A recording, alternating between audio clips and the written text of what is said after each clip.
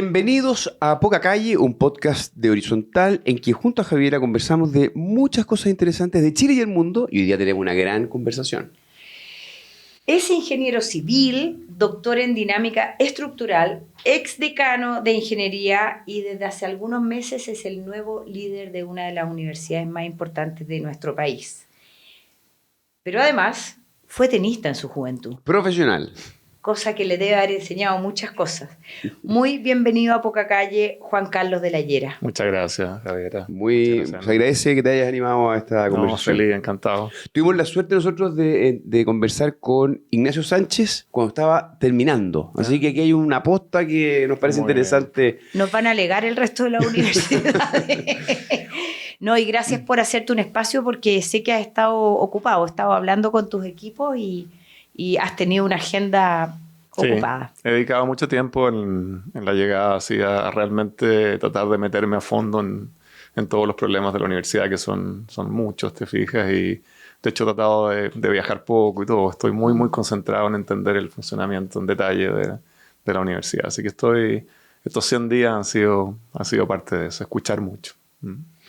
Oye, no, tal vez partir por algo que fue singular en tu llegada a la universidad, ¿cierto? Y ya te vamos a preguntar sobre cómo ves a la universidad y el rol que tiene con las sociedades, pero tú hiciste una campaña, entre comillas, muy poco vaticana, ¿eh? Históricamente, mi padre también estuvo ahí alguna vez, la carrera para llegar a ser rector era un poquitito piola, las personas se movían pero no tanto, y tú fuiste, entiendo, precisamente, muy abierto, muy transparente, presentaste un proyecto, un diagnóstico, te juntaste con todo el mundo y jugaste, entre comillas, una cosa que fue un acto de modernidad o algo así respecto a la universidad. ¿Fue tan así? ¿Cómo lo ves? Bastante, en realidad. Bueno, yo pasaba que yo era académico regular, no tenía ninguna posición dentro de la universidad, entonces como se conforma un comité de búsqueda, y el comité de búsqueda entrevista a personas dentro de la comunidad, esas personas al final les preguntan, ¿puede proponer algún nombre? Entonces, si tú no te das a conocer a la comunidad, es muy difícil. Además, el cambio, el recambio, ¿no es cierto?, de académicos en la universidad es bastante grande, etcétera. Entonces, el año 24 lo que hice fue precisamente eso, tratar de conversar con la mayor cantidad de gente posible. No es algo a lo cual la comunidad de la universidad esté muy acostumbrada. Exacto. De hecho, se ponen a veces un poquito nerviosos, etc. Hay gente que con mucho cariño te decían, sabes que no, prefiero no reunirme. Como, a ver, yo siempre decía, pero está perfecto, no hay ningún problema. Pero ¿cómo van a poder nombrar a alguien sin saber lo que piensa y claro. qué le gustaría hacer para el desarrollo de la universidad? Para mí era un acto como de total transparencia. Que supieran, y si yo no era la persona adecuada, bueno, no me iban a nombrar a mí, iban a nombrar a otro, ¿te fijas? Pero me parecía muy raro que todo esto se manejara como en los pasillos, ¿te fijas? Entonces sí, yo fui un poquito en ese sentido un poco más disruptivo en tratar de decir, no, yo quiero decirles a todos que yo tengo mucho interés, te fijas, en llegar a ser rector, si es que se puede, pero en realidad más que ser rector lo que me interesa es desde la Católica tratar de ayudar a transformar Chile. Ese es como mi gran sueño. Y aquí están las ideas con las cuales yo he reflexionado por 38 años en la academia, entonces no es poco tiempo y eso fue lo que hice. No tuve... Me costó un poco porque había que juntarse en las tardes, entre 6 de la tarde y 12 de la noche, para que nadie te fuera tampoco a criticar. Te fijas que estabas en el horario laboral, claro, exacto, horario laboral, en ese tipo de cosas. Y fue muy uno a uno. Yo me junté con aproximadamente 400 personas en el año 2024. Ahora, ya que estoy de rector, he pasado por todas las facultades, ya me he juntado con más de 3.000. Te fijas, y encuentro que eso es demasiado importante. Escuchar realmente dónde están esos dolores y todo. Sí, ha sido un proceso muy interesante. Era muy difícil también para mí plantear un proyecto que tuviera algún sentido sin escuchar a las personas y decir dónde realmente están esos dolores de la Universidad Católica que existen y que son reales, te fijas, y por eso que yo me di mucho tiempo en ese proceso. Y no me arrepiento para nada, la verdad. Bueno. Oye, algo esbozaste en lo que nos estabas contando, pero antes de meternos a la Universidad Católica, que es la institución que diriges ahora, ¿cuál crees tú que es el rol de la universidad en general, no solo de la Católica, en esta sociedad que es cada vez más compleja, parece cada vez más atomizada, que en vez de estar más conectados parece a veces que estuviéramos más desconectados, y con lo que está pasando en el mundo? ¿Es solo enseñar? No. O sea, a ver, yo siempre he dicho, y lo voy a repetir, yo creo que el rol fundamental de la universidad en general es formar. Tiene 3 misiones, pero una de ellas es formar personas, ¿no es cierto? Y transmitir el conocimiento de generación en generación, que es algo fundamental. Conocimiento que va evolucionando, que no se queda estático. Entonces uno va constantemente siendo ese vínculo, ¿no es cierto? Es la institución que cumple ese rol de la transmisión de la cultura, ¿no es cierto?, a lo largo del tiempo. Pero también tiene un rol fundamental en mover la frontera de lo posible, en mover a través del conocimiento, ¿no es cierto?, lo que hace a través de la creación. Siempre está empujando esa frontera. Si es una buena academia, se la juega por ese borde. A veces se equivoca, a veces no, te fijas, pero en función de eso va descubriendo y va creando. Y lo tercero, que es una misión más, yo diría, más reciente de la universidad en el mundo, es que toma ese conocimiento y esa creación y la transforma en valor a la sociedad. Porque si no lo logras cristalizar en valor, finalmente, pucha, el proyecto pierde un poco de sentido. ¿El mayor valor cuál es? Nuestros egresados y egresadas. Son personas que finalmente se despliegan en la sociedad, que empujan, ¿no es cierto?, dentro de sus propias labores, te fijas, digamos, el trabajo que hacen, te fijas, empujan mucho la forma en que se hacen las cosas. Ojalá tengan una mentalidad innovadora, creativa, etcétera. Pero finalmente también tú creas investigación, creas conocimiento que, no sé, la industria usa, que el Estado puede utilizar. Y pucha, ahí podríamos hablar horas sobre cuáles son esas fronteras en las cuales uno tiene que empujar. Eso es lo que hace una universidad compleja. Pero lo más difícil es traducir todo eso, porque al académico también le complica muchas veces como no contaminarse con lo práctico, te fijas, con lo que... Con la realidad. Claro, la realidad que yo creo que termina siendo la mejor inspiración de cualquier academia. Yo eso se lo he dicho a mucha gente. O sea, bueno, yo tuve la suerte que toda mi vida fue un trayecto desde, te fijas, desde el laboratorio, desde el análisis hasta la incubación de empresas que son de la universidad. Incubación y emprendimiento, te fijas. ¿Para qué? Para, en el caso mío, colocar, no sé, aisladores sísmicos en los edificios y en los hospitales de Chile. Ya sé que cuando venga un terremoto sigan operativos, te fijas, ese era como el sueño. Y se hizo. Entonces yo he recorrido el camino completo y me doy cuenta que cuando uno tiene que salir de la zona de confort de la universidad, es incómodo porque te encuentras te fijas, con barreras de otro tipo que tú no estabas acostumbrado. Tú estabas acostumbrado a la barrera económica, que no hay no sé, financiamiento para tu investigación, o que es limitado, o que, no sé, los estudiantes no te evaluaron bien en un curso. Esas son las barreras que enfrenta habitualmente un académico. También el tema salarial, digamos, que no es del todo boyante en la academia. Pero, Chile al menos, ¿no? Porque hay otros lugares. Pero en general en el mundo, ¿eh? En general en el mundo. Pero es que tú no estás ahí por eso, tú estás ahí por un tema mucho de vocación, ¿te fijas?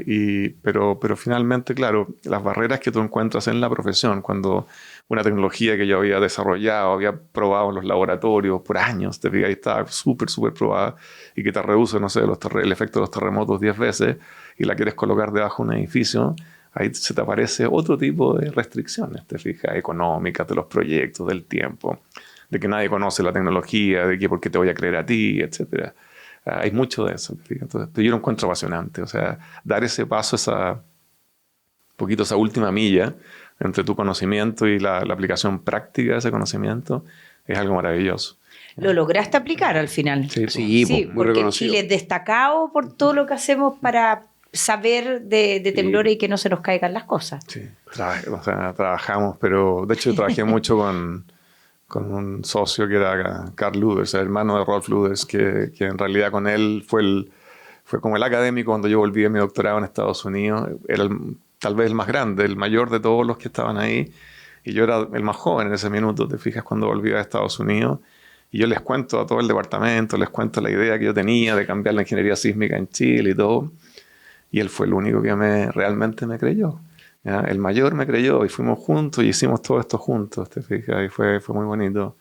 Y han sido, sí, fueron años muy lindos hasta el terremoto del 2010 que como que todo se validó, te fijas, con la experiencia real del terremoto. Y eso fue bien increíble. Sí. Oye, Juan Carlos, ¿cuál es tu impresión? Porque lo que escribiste del rol de las universidades, creo yo, es algo que bien compartido, ¿cierto? Sí. Ha ido moviéndose para allá. Hay un rol social, decirlo, ¿cierto? Pero hoy día da la impresión de que puede que sea más que eso incluso, porque estamos viviendo un retroceso democrático en muchas partes del mundo.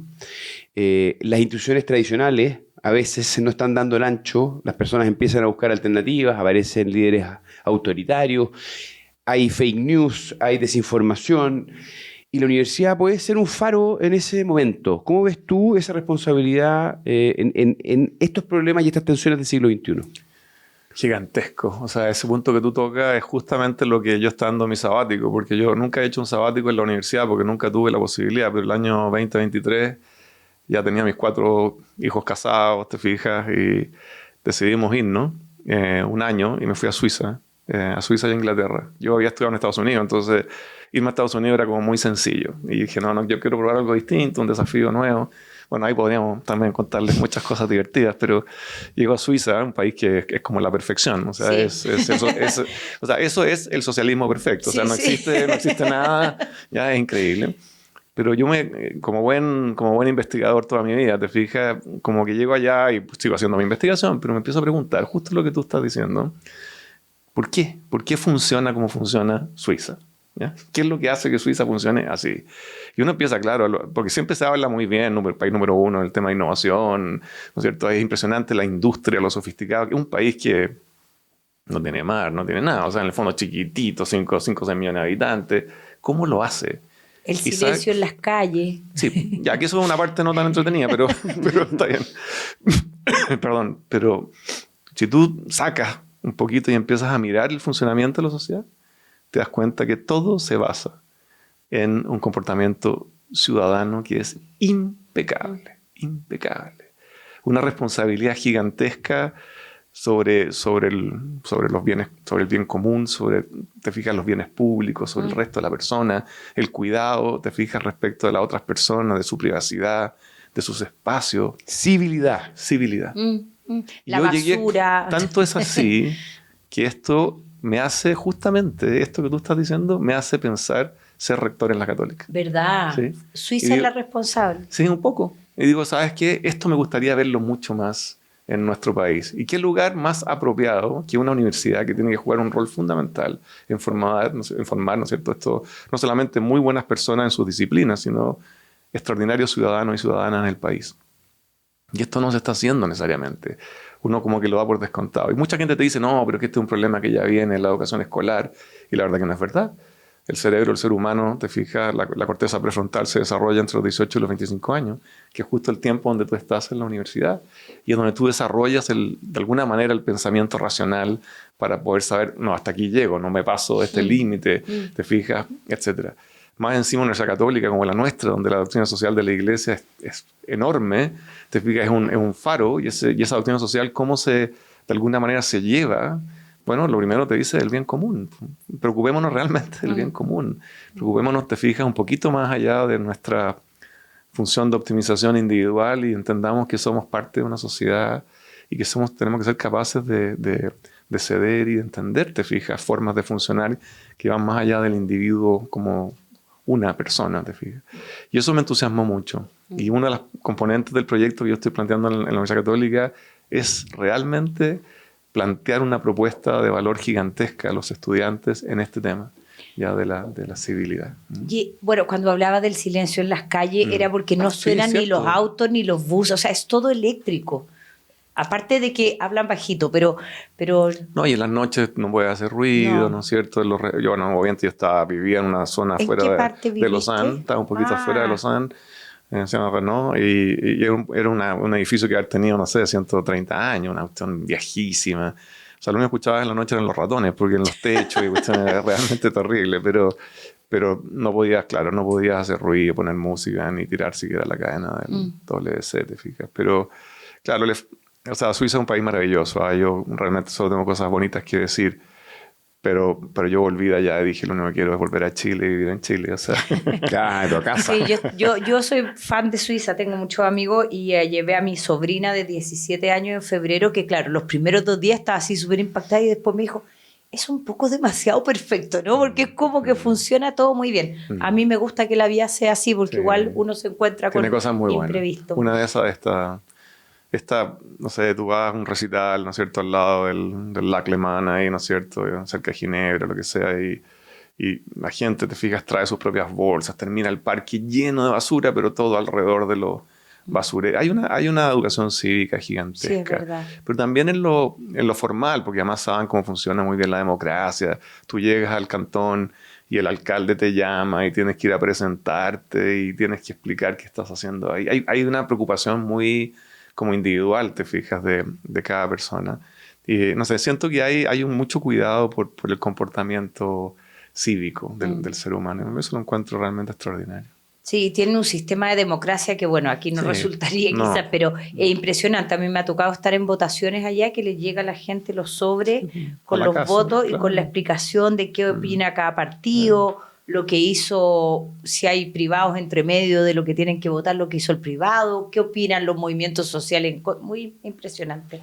Oye, dentro de tu programa para la universidad, presentaste hace algunos días en una cuenta pública que hiciste de los primeros 100 días.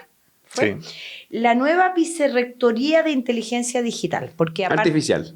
Digital se llama. llama. Inteligencia digital. Sí. Porque aparte de... bueno, estos problemas de la democracia que estamos viviendo, estamos en medio de una transformación o de una transición tecnológica increíble como quizás no hemos conocido, no sé si desde que se inventó la imprenta o nunca, porque todo lo que está ocurriendo debido a la inteligencia artificial, a la automatización de ciertas funciones, cambia la manera de aprender, cambia cómo nos relacionamos. ¿Cuál es un poco el objetivo de esta nueva Vicerrectoría de Inteligencia Digital? A ver, yo creo que todas las universidades en general, y sobre todo en Chile, han identificado que viene algo que nunca antes se vio. Algunos de nosotros que nos dedicamos al mundo de la inteligencia artificial desde hace muchos años atrás, para las cosas que uno hace, por supuesto, lo más increíble es que esto es una técnica en las redes neuronales y todo que ya existía hace muchos años. Pero se produce un fenómeno que es muy interesante, que es como esta convergencia, ¿no es cierto?, entre ese conocimiento que ya existía y la sociedad completa se empieza a sensorizar, empiezan a aparecer datos por todas partes y tú empiezas a entrenar a estas redes neuronales para que realmente te den respuestas que hagan sentido. Y todo ese proceso produce, ¿no es cierto?, creo yo, un fenómeno, una convergencia gigantesca, que es la que hoy día estamos, creo que recién viendo esta punta del iceberg. Y claro, aparecen siempre las fuerzas más reactivas, diciendo evidentemente esto puede arriesgar, ¿no es cierto?, muchos modelos, ¿no es cierto?, de funcionamiento de instituciones, modelos de negocio en el caso de empresas, lo cual es totalmente cierto. Tan cierto es que Marx, a mediados del siglo XIX, ya hablaba de este fenómeno. El fenómeno en que la producción del ser humano, hablando del capital, pero la producción del ser humano excede, ¿no es cierto?, muchas veces las mismas capacidades que tiene el ser humano, como que los bienes y productos van mucho más allá de lo que el ser humano... Y esto produce un reacomodo, obviamente, te fijas, de las capacidades de una sociedad y la caída, esta famosa destrucción creativa, que caen un montón y otros surgen, ¿no es cierto? Entonces el capital como que cambia de bolsillo, ¿ya? Y empresas que surgen aprovechando, bueno, yo personalmente, eso después de Schumpeter, el siglo XX, ¿no es cierto?, toca el mismo punto, esto de la destrucción creativa. Finalmente, yo soy un convencido de que lo que estamos viviendo hoy día es justamente ese proceso, ¿ya? Pero esto ya se conoce, esto ya existe, ¿te fijas? Y claro, así pasó en la Revolución Industrial y pasó en muchas cosas, pero se va a producir un ajuste gigantesco del tipo de trabajo que uno haga, de la forma en que uno haga universidad, de la forma en que uno educa, etcétera.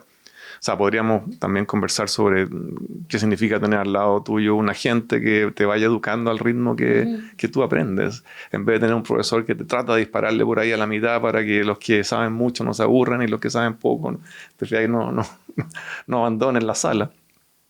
Y versus tener a alguien al lado que junto con esa discusión, yo creo que la universidad va a seguir siendo extraordinariamente valiosa, precisamente porque tiene que trabajar el pensamiento crítico y reflexivo de las personas.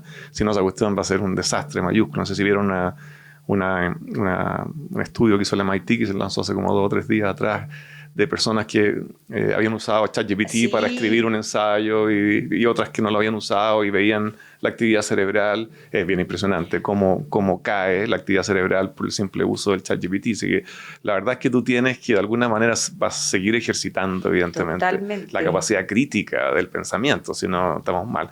Entonces, dado toda esta cantidad de cosas que están sucediendo, ¿Te fijas? Yo dije, no es posible que la Universidad Católica no tome una cierta posición acá de tratar de empujar este tema y aglutinar todas estas capacidades que ya existen a nivel mundial y tratar de recortar un poco la distancia que nos llevan. Porque la verdad yo estuve hace un poquito más de un mes atrás en la zona de California, fui a visitar 3 universidades precisamente a ver qué estaban haciendo.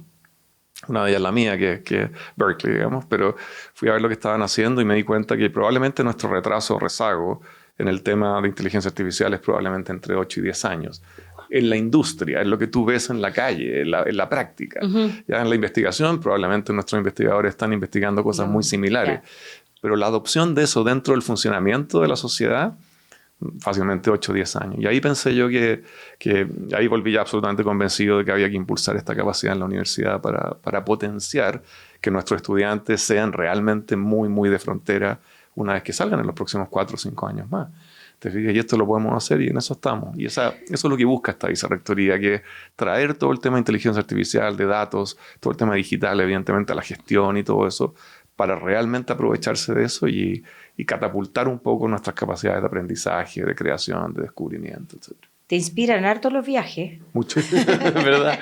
Observo mucho. Este es un pilar muy interesante, ¿cierto? Que tú estás impulsando desde el principio con mucha fuerza, pero me gustaría, si te animas a que nos contaras un poco, ¿cuál es un poco tu visión más general para la Universidad Católica en particular? Y si uno dijera, mira, Ignacio Sánchez estuvo 10 años, vamos a hacer un ejercicio, 15.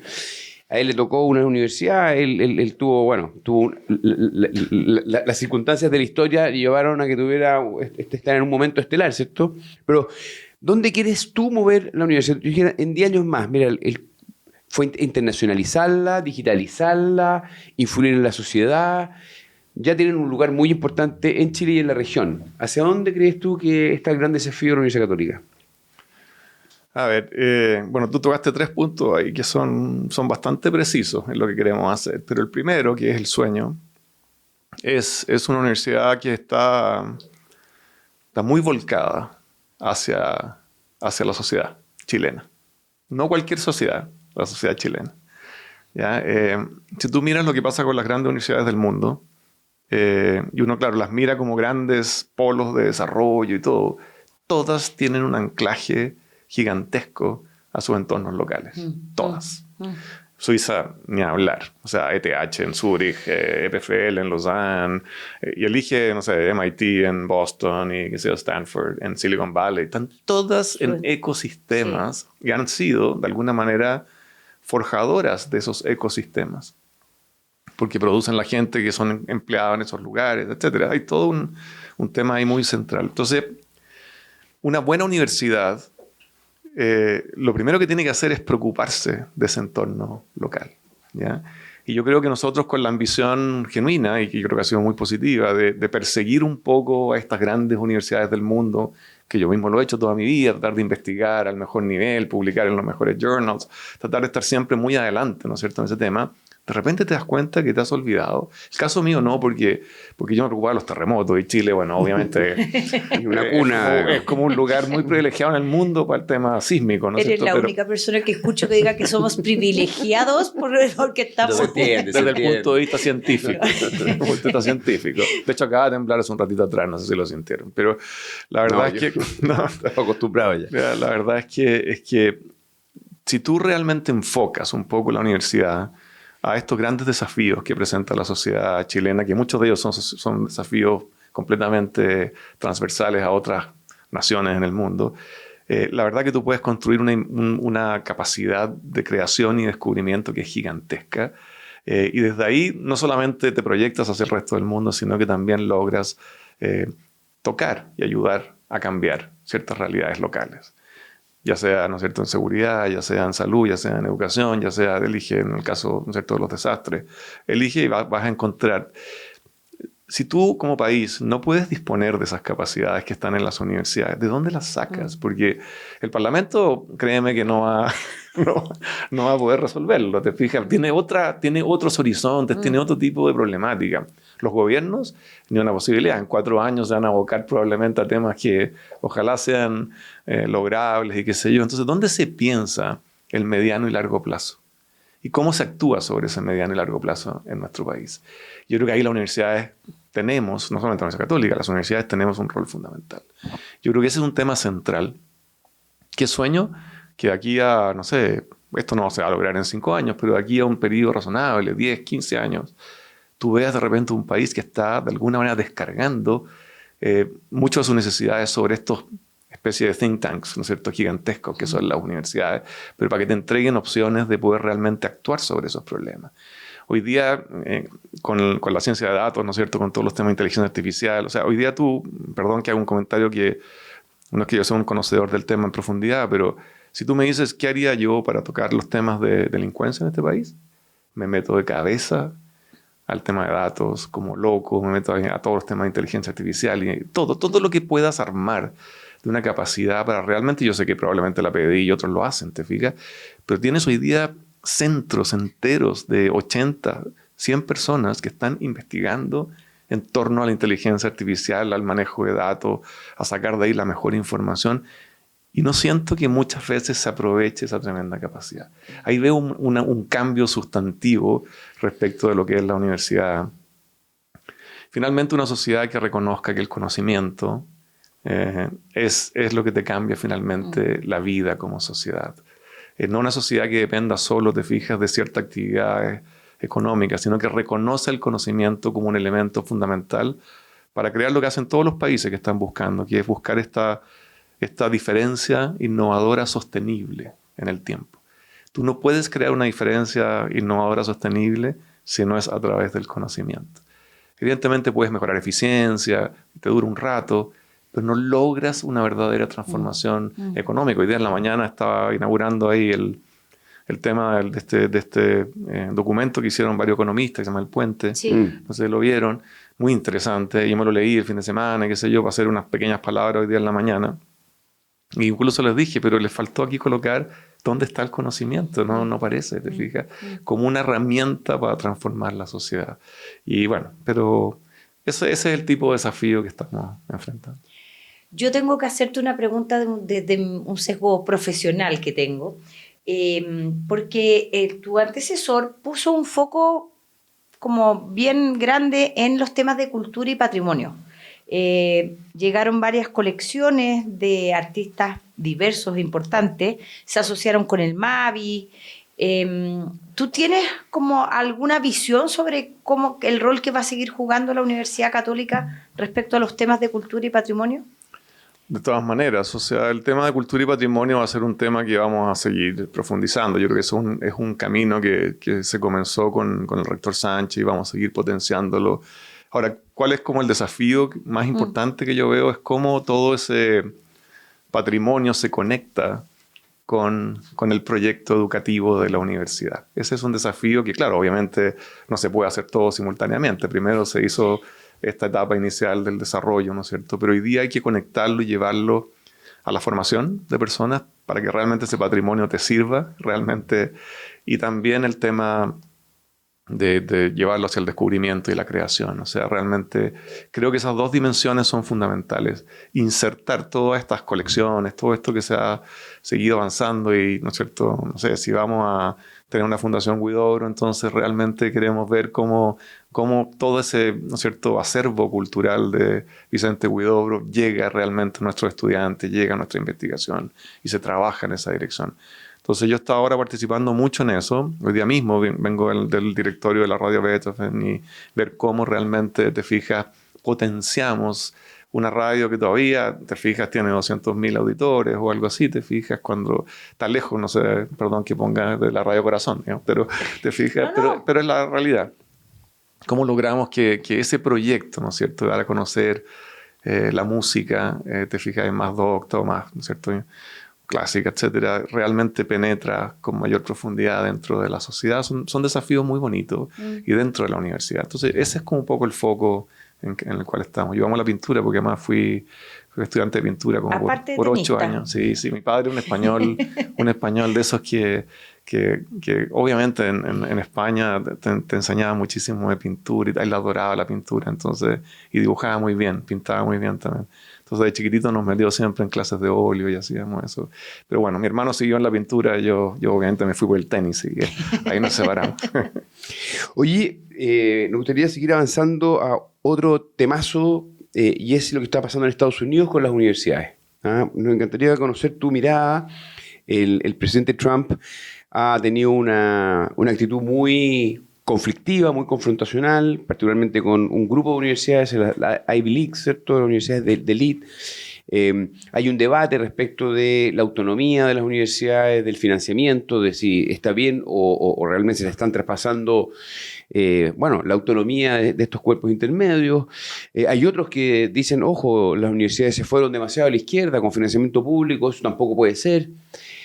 Hay una fuga de académicos, también está el ángulo de aquí hay una oportunidad, ¿cierto?, que es recibir estos académicos. ¿Cuál es tu mirada sobre este fenómeno tan complejo que está ocurriendo en Estados Unidos y las universidades? Bueno, es bien interesante porque creo que el fenómeno tiene una raíz más profunda, ¿ya? Y que tiene mucho que ver con lo que estábamos recién conversando. Esto no sale probablemente todavía identificado, pero la raíz del problema es que para una proporción muy grande de Estados Unidos, básicamente el Midwest, las universidades no les han cambiado la vida. Claro. ¿Ya? Entonces, cuando tú ves que un gobierno invierte y entrega recursos, después lo de los programas específicos, por qué van detrás de eso, te lo puedo explicar, pero eso es una consecuencia posterior de un fenómeno que es que se visualiza por una parte no menor de la población que este lugar de élite intelectual que se llaman las universidades no me está necesariamente cambiando la vida. Hay un error fundamental, ¿eh? Yo no suscribo para nada a esto, al contrario. Pero ese error fundamental, que es propio un poquito también de un cierto nivel de ignorancia, está muy arraigado. Y eso le puede pasar a las universidades no solo en Estados Unidos, le puede pasar a las universidades en todas partes del mundo. ¿Ya? Porque al buscar, ¿no es cierto?, siempre este talento y al buscar ser siempre, ¿no es?, instituciones de un gran elitismo intelectual, porque eso es lo que son las universidades, finalmente se descuida a sus entornos locales. Y se desconecta. Se desconecta, justamente. Entonces, claro, alguien dirá, oye, pero mira Silicon Valley, claro, está bien, eso lo entiende una proporción, te fijas, de la población, o lo que pasa con el cáncer en MIT, ¿no es cierto? Lo va a entender una proporción de la población. Pero para la persona más normal, ¿no es cierto?, de la calle, como decía mi profesor de geometría en algunos años, esa persona como que no visualiza cómo la universidad le cambia. Entonces, ahí se genera un espacio de ataque. ¿Ya? Y la verdad es que, claro, cuando tú tienes que atraer una cierta masa, ¿no es cierto?, y una cierta popularidad para salir electo, etc., estos temas empiezan a surgir. Por supuesto, entonces ahora empiezas a buscar cuáles son los posibles caminos, avenidas para poder atacar a un sistema. Yo creo que las universidades también han cometido algunos abusos, te fijas, sobre ciertos programas académicos que han sido muy cuestionados. La universidad tiene que ser el espacio de la pluralidad. No puede no serlo. La universidad tiene que cubrir el espectro. No puede adscribirse a una ideología o un tema porque finalmente matas un poco lo que es la universidad. ¿Te fijas? Donde hay un debate que es completamente transversal y qué sé yo. Entonces empiezan a buscar estos programas de famoso DI, que es diversidad e inclusión, y se van, te fijas, como avión a esos temas y empieza después de ahí a propagarse a un montón de otras cosas. Entonces, pero eso es como el síntoma final, te fijas, de cómo tender. Yo creo que este es un tema, o sea, que no se dé cuenta que la universidad en Estados Unidos realmente le ha cambiado la vida a esa sociedad. Después de la Segunda Guerra Mundial, la Universidad de Estados Unidos no eran ni cerca de lo que son hoy día. Ahí las grandes universidades eran las europeas. Estaba hablando de Alemania, de Francia, de Inglaterra. Ahí se producía el conocimiento, etc. Esto viene por unas buenas políticas públicas que hicieron De hecho, un par de personas en Estados Unidos, uno de ellos se llama Vannevar Bush, que hace toda una política, que todo lo que crea la universidad finalmente se lo puede retener. O sea, yo te paso fondos públicos a ti, tú creas innovación y puedes retener la propiedad intelectual de eso. Así nace todo este sistema. Y así nace un Silicon Valley, y así nace todo. ¿Te fijas? Entonces, eso lleva desde 1945 en adelante, ¿te fijas? Entonces, la verdad es que son menos de 100 años. Antes de eso no existía. Y eso se desconoce.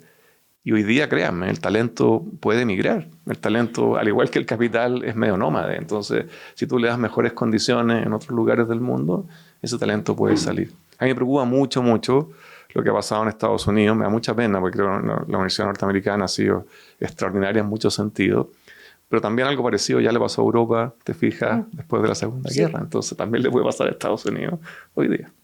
Sí, tocaste dos, tenemos el equipo ahí haciendo unas señales por el tiempo, Ya vamos. pero tocaste dos temas que son bien importantes, ¿no? Esto como cómo el conocimiento se traspasa también a la sociedad, o sea, tiene una versión práctica, que es lo que estábamos hablando antes, y también el tema de la cancelación, ¿no? Que durante un tiempo hay gente que no ha podido entrar a las universidades a hablar, ¿no?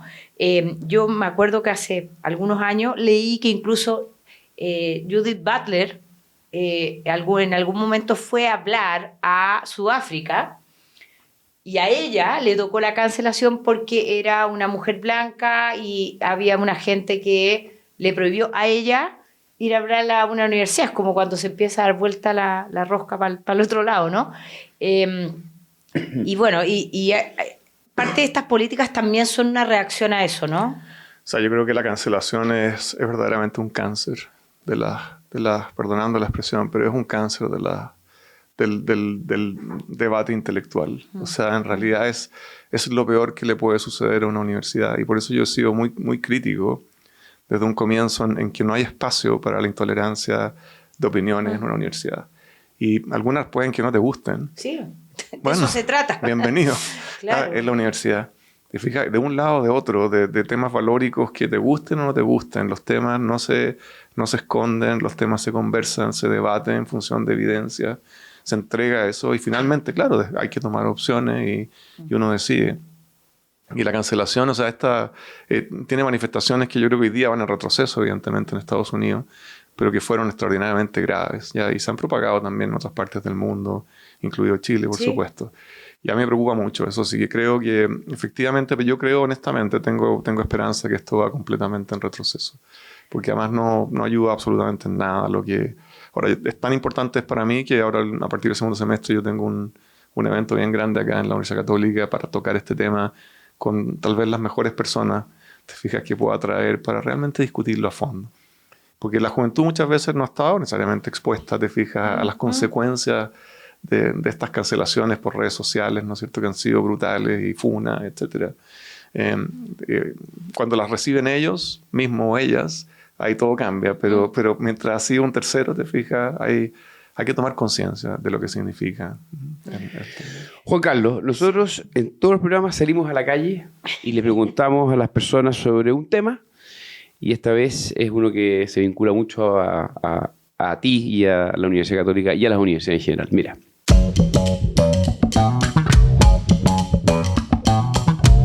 ¿Qué opinión tienes del CAE? Muchas es muy complicado porque generalmente tú, en vez de pagar tu carrera, terminas pagando una casa, un departamento. Debería existir, o sea, el derecho por la educación es un derecho y no debería existir, no hay por qué endeudarse. El CAE es una herramienta de endeudamiento bastante brutal. Digo, terminar pagando cantidad excesiva de lo que realmente uno paga por su carrera. Sí, porque afecta mucho en la vida en general, porque yo ahora estoy endeudada. Yo soy una persona que al final me obligaron a tomar un crédito y ahora estoy endeudadísima. ¿Usted cree que es necesario reemplazar el CAE? El CAE yo lo eliminaría de frente, solamente para la gente que tenga necesidad de usar el CAE. No, yo sí estoy de acuerdo que habría que cambiarlo. Ya. Sí, igual es como, no sé, como una problemática que hartos tienen. Si hay algún grado de descontento con el CAE, para las personas que usan el CAE, debe ser por algo y eso hay que atenderlo. ¿Usted ha escuchado hablar del FES? ¿FES? ¿Sí? No. Es un proyecto de ley ¿El FES el que va a reemplazar al CAE? ¿Qué opinión tienes en general de ese proyecto? No me lo he leído, pero si sirve para mejorar el financiamiento de la educación superior, bienvenido sea. Pero la verdad es que no he leído a fondo. Que yo he escuchado a varios rectores que están criticando un proyecto que está en el Congreso que los deja muy limitados con sus cobros.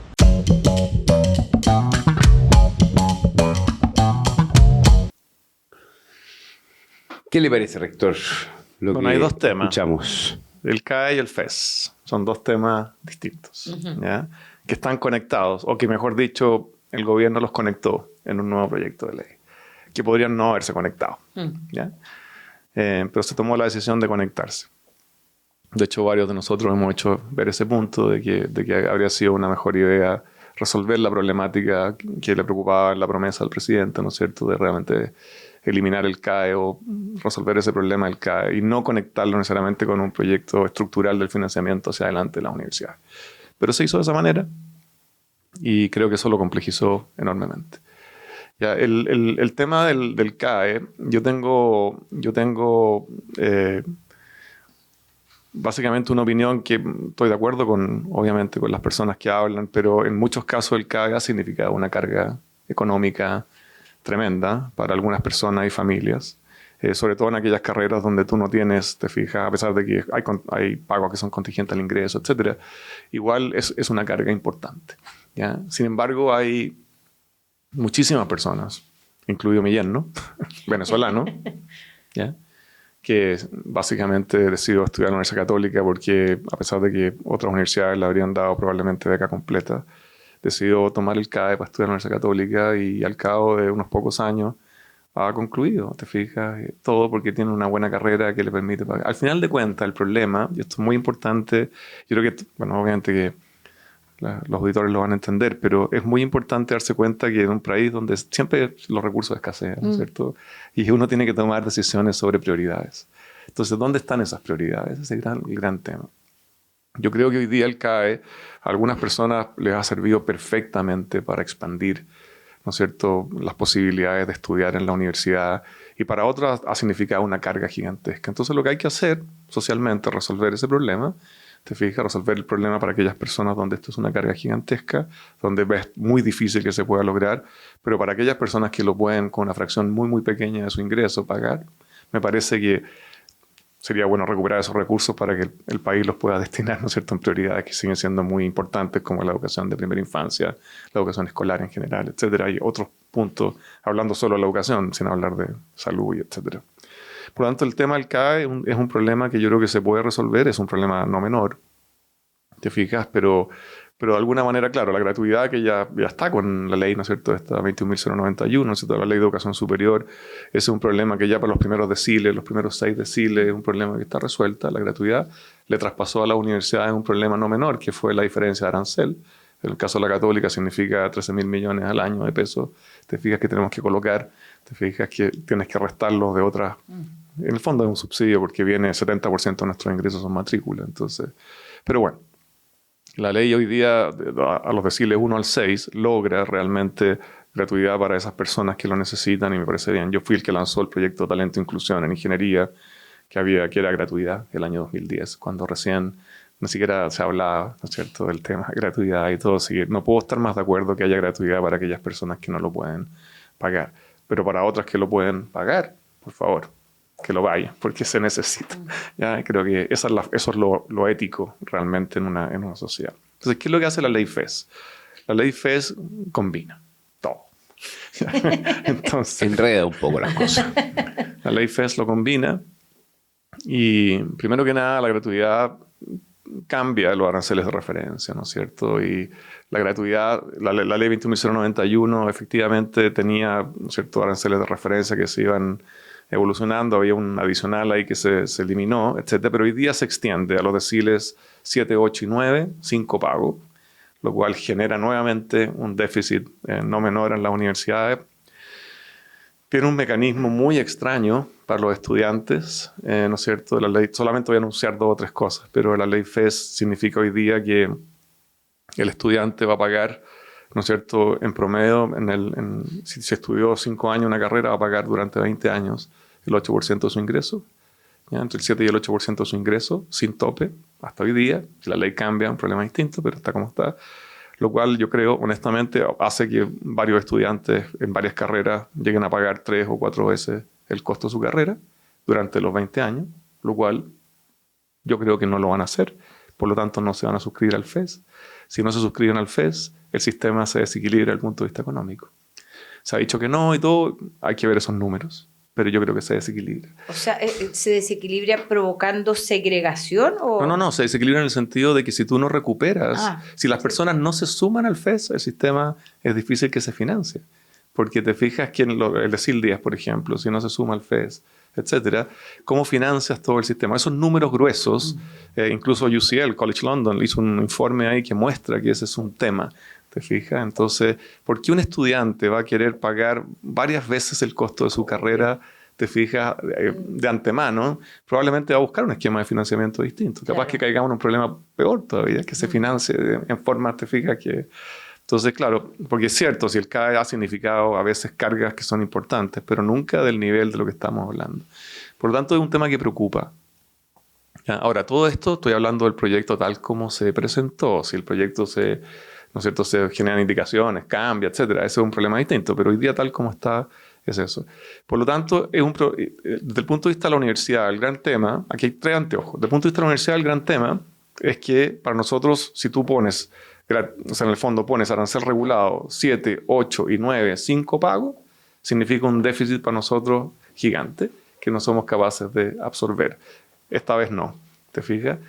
Desde el punto de vista del estudiante, la posibilidad de que tenga que pagar varias veces el costo de su carrera, que puede hacer que no tome realmente la ley FES porque va a ser opcional, ¿ya? Y lo tercero, te fijas, desde el punto de vista del Estado, que si esa lógica no ocurre, evidentemente se te puede generar una problemática del financiamiento ahora de la política. Te fijas que es un tema que hay que evaluar con... Entonces tiene muchas incertidumbres. Y eso es un poco el tema que nosotros hemos evaluado. En el caso nuestro, la Católica, el costo puede ir de los 5.000 millones hasta los 25.000 millones. Por lo tanto, la verdad que no cuadra. ¿Te fijas? Y esa es un poco la posición.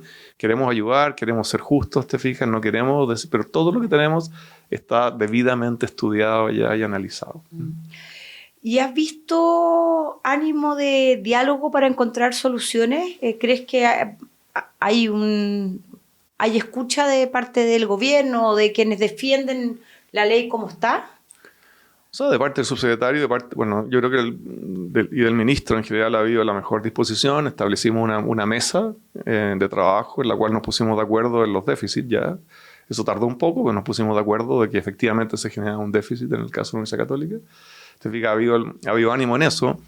El gobierno, el subsecretario quedó de enviarnos, te fijas, propuestas que irían en la medida de cambios, pero esta vez tiene que ser algo que tiene que ser muy, muy concreto, porque la vez anterior también en gratuidad se dijo que no iba a haber detrimento a las universidades, y hoy día la realidad significa que la universidad nuestra tiene que poner 13.000 millones al tema de gratuidad, ¿te fijas? Entonces, la verdad que estamos a la espera de cuáles son esos cambios, y en función de eso evaluar. Pero tal como está hoy día, para nosotros se hace imposible.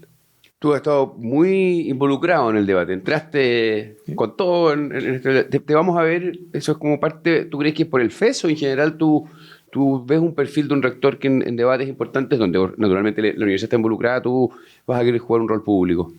Son pocos los rectores, para ser justo, los que han tenido una participación muy fuerte en ciertos debates y, no sé, yo soy de aquellos, por ejemplo, que para el estallido echo de menos muchas voces de rectores respecto a lo que está pasando. Sí. A mí me interesa mucho participar de la discusión pública, sí, con antecedentes, con evidencia y con todas las capacidades que la universidad tenga, sabiendo que dentro de la universidad siempre va a haber visiones diversas y todo. O sea, en ese sentido me interesa mucho seguir aportando, sí, participar de... Si veo que realmente en un proyecto de ley hay un riesgo y hay algo que puede realmente afectar a lo que es el desarrollo de la universidad chilena, lo voy a decir, y no solamente en el CRUCH, sino que también públicamente, sin ningún problema. Voy a ser siempre súper cuidadoso y criterioso y usar evidencia. Yo no voy a decir nunca algo que no esté fundamentado de alguna manera por análisis que hayamos hecho. En este caso particular ha sido mi posición y tanto el subsecretario como el ministro lo conocen y me parece importante que sea así. Y también en los temas, o sea, yo creo que hoy día la voz, por ejemplo, de la iglesia, la Monseñor Chomalí tiene una voz muchísimo más fuerte, y los temas valóricos, por ejemplo. La Universidad Católica, yo creo que en eso, yo creo que el cardenal es el que tiene que tomar un poquito ese liderazgo, y lo ha hecho extraordinariamente bien y todo. Pero yo creo que en esos temas, creo yo que la voz no va a ser de la Universidad Católica, va a ser básicamente de la iglesia. Pero los temas que son, no sé, más de educación, de salud, etcétera, obviamente que me gustaría que la Universidad Católica... Yo hablo mucho de las 100 voces a propósito en la universidad, no hablo de la voz de la universidad, porque creo que uno de los intereses míos también es que salgan muchas voces de la universidad y que ojalá sean voces que no necesariamente sean coincidentes. Esa es la gracia de la universidad. Yo creo que eso habla muy bien de una universidad, cuando hay personas que opinan distinto y hay razones para hacerlo. ¿Te fijas? Generaste un proyecto que se llama 100 Voces UC, ¿no? Se está dando forma, sí, se le está dando forma, estamos buscando esas voces dentro de la universidad. Me parece súper, súper bonito, incluso en temas que son duros y difíciles. Yo creo que esa es la gracia de escucharse, ¿te fijas? Porque para mí es fundamental un poco es fundamental que logremos que volvamos a escucharnos y poder llegar a acuerdos, ¿te fijas? En las diferencias que uno tiene. Y además es la única manera de generar pensamiento propio, ¿no? Como estar expuesto a la diversidad de opiniones para que uno pueda tener juicio. Es muy difícil hacérselo cuando solo está rodeado de un ecosistema que opina todo lo mismo, ¿no? Lógico, y además que en ese, o sea, en el fondo... Eso no solamente un aprendizaje, sino que tu propio pensamiento evoluciona. Te fijas en esas discusiones que son complejas. O sea, no me cabe ninguna duda que hay personas que tienen razones muy fundadas. Entre ellos el presidente, escuchando su cuenta pública sobre por qué del aborto. Te fijas, tú tienes que escuchar esas razones. Y tú, por otro lado, también tienes que escuchar que hay personas muy capacitadas que han trabajado por mucho tiempo, que defienden la vida, ¿no es cierto?, desde la concepción hasta la muerte natural, por razones que también son muy fundadas. Lo que pasa es que aquí no hay una solución única. Aquí hay que entender, te fijas, y hay que llegar a ese diálogo. Entonces, me parece que eso es la riqueza del debate que se tiene que dar en la universidad. Muy bien, avanzado, nuestro equipo así lo hace saber. Tenemos una última sección que es doble. El último invitado, que en este caso fue Juan Carlos Llobet, te dejó una pregunta sin saber quién eras y a ti te tocar hacer lo propio con el próximo o próxima invitada. Aquí está lo que te dejó Juan Carlos Llobet.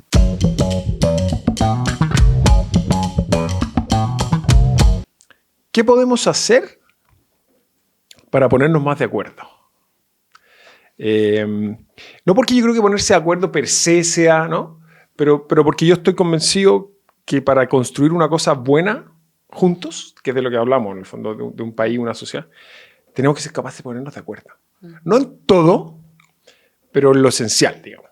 Y yo creo que estamos medio desorientados en cómo conseguir eso. Esa es la pregunta. ¿Qué podemos hacer para ponernos de acuerdo?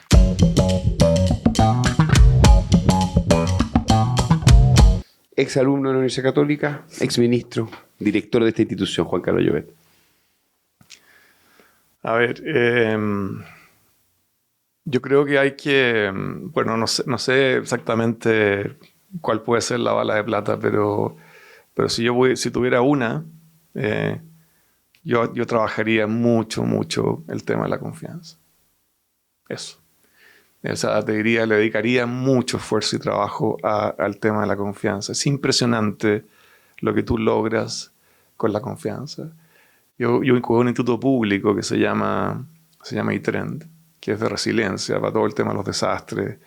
Y trabajé mucho con Senapred, que obviamente quien está a cargo, ¿no es cierto?, de la respuesta ante grandes eventos naturales, etc. Y prácticamente no logramos nada durante 2 años. Pero lo que hicimos durante 2 años, no yo, sino el equipo que lideraba iTrend, fue ganarnos la confianza de Senapred. Y una vez que se ganó también de la Subsecretaría de Interior, pero en ese minuto, y la confianza de Senapred, créeme que las soluciones tecnológicas y los cambios empezaron a llegar. Yo creo que si tú buscas el acuerdo o el acuerdo tal como dice, es muy difícil. Yo creo que primero hay que trabajar mucho esa confianza, y eso requiere escucharse, tratar de un poquito ponerse los zapatos del otro, entender que hay un planteamiento, ¿no es cierto?, desde el otro lado que muchas veces tiene razón en ciertas componentes, tú tienes otras que tienen razón, y lograr conectar esas dos cosas. Así lo veo. No es fácil trabajar la confianza en una sociedad que realmente, bueno, todos estos temas que estábamos hablando también de cancelación y todo, hacen que uno se vaya como encerrando, ¿no es cierto? Y finalmente, justamente atentan contra este tema que de la confianza. Bueno, déjale una pregunta a la próxima o al próximo invitado. Les voy a dejar una pregunta, pero no es tal vez tan profunda como esta, ¿no es cierto?, de cómo buscar acuerdos, digamos. Pero creo que, aprovechando que hoy día fue este lanzamiento del puente, yo estuve de 12 años en lo que se llamaba el Consejo Nacional de Innovación para el Desarrollo. Hoy día se llama el Consejo de Ciencia, Tecnología, Conocimiento e Innovación para el Desarrollo, CTCI. Y en 12 años pasé por el primer gobierno del presidente Piñera, pasé por el segundo gobierno de la presidenta Bachelet, pasé por el segundo gobierno del presidente Piñera. y llegué, ¿no es cierto?, a un año o algo así del presidente Boric cuando me fui a sabático y renuncié porque quería... Ahí no estaba pensando todavía en ser rector. Y me di cuenta de algo en esos 12 años que estuve en ese consejo. Y es que Chile carece de ideas. ¿Ya? Entonces yo le preguntaría a quien me siga, con mucho cariño, ¿cuáles son esas ideas que visualiza él o ella para realmente reenganchar al país en esta senda de desarrollo? Ya en general, el desarrollo por supuesto tiene una componente económica, pero también tiene una componente social muy potente, que están muy conectadas, ¿te fijas? Me parece que llegó un momento donde hay que plantear, más que diagnósticos, hay que plantear ideas. ¿Cuáles serían esas ideas? Muy bien, gran pregunta. Sí, no es sencilla tampoco. Juan Carlos de la Llera, rector de la Universidad Católica, muchas gracias por habernos acompañado en Poca Calle, gran conversación, ¿cierto, Javi? Sí, muy entretenida. Me quedaron varios temas en el tintero, como la crisis espiritual, el tema salud mental, que creo que también has dicho que te vas a hacer cargo. Bueno, estás planteando algunas cosas. Así que nos volveremos a ver para seguirte preguntando. Y muchas gracias por venir a conversar con nosotros. Muchas gracias, Javier, Hernán. Muchas gracias. Encantado. Nos vemos muy pronto en una próxima conversación aquí en Poca Calle. Chao, chao. Chao.